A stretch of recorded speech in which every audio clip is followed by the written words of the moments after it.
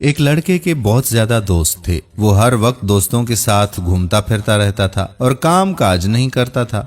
پورا دن دوستوں سے گپیں لگاتا رہتا، زندگی ضائع کر رہا تھا۔ اس کے والد کو اس کی بڑی فکر تھی۔ کئی بار اس نے اپنے بیٹے کو سمجھایا لیکن فائدہ کوئی نہیں ہوا۔ بیٹے پر ان باتوں کا اثر ہی نہیں ہو رہا تھا۔ ایک دن باپ نے کہا کہ تم اپنے ہر دوست کے پاس چلو اور کہو کہ اچانک مجھے اتنی رقم کی ضرورت پڑ گئی ہے۔ یہ دونوں باپ بیٹا ہر ایک کے پاس گئے۔ ہر ایک نے معذرت کی اور کوئی نہ کوئی بہانہ بنا لیا۔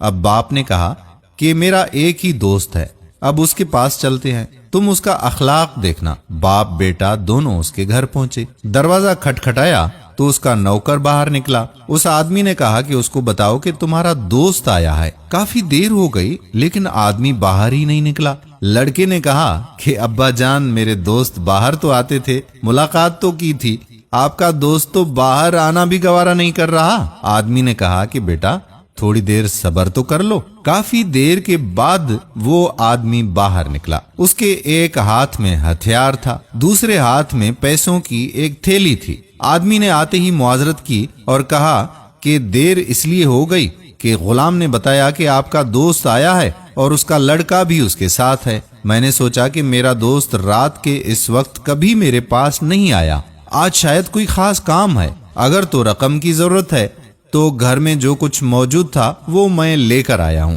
اگر کسی سے لڑائی جھگڑا ہو گیا ہے تو میں تمہارے ساتھ جانے کو تیار ہوں۔ بیٹے کو ساتھ لائے ہو، اگر اس کی شادی کا ارادہ ہے تو میں اپنی بیٹی کو دلہن بنا کر آیا ہوں، تم کہو تو ابھی نکاح کر دوں۔ لڑکا اس آدمی کے حسن و اخلاق پر حیران رہ گیا۔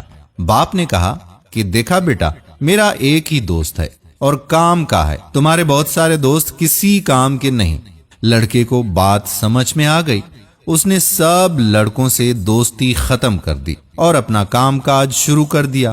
ہر معاملے میں باپ کا حکم ماننے لگ گیا۔ دوستو، بڑے بزرگوں نے صحیح کہا ہے کہ دوست ہزار ہوں مگر مشکل وقت میں کوئی کام نہیں آئے تو کوئی فائدہ نہیں ہے، لیکن اگر دوست ایک ہی ہے اور وہ ہر مشکل وقت میں آپ کے ساتھ ہے تو ایک ہی کافی ہے۔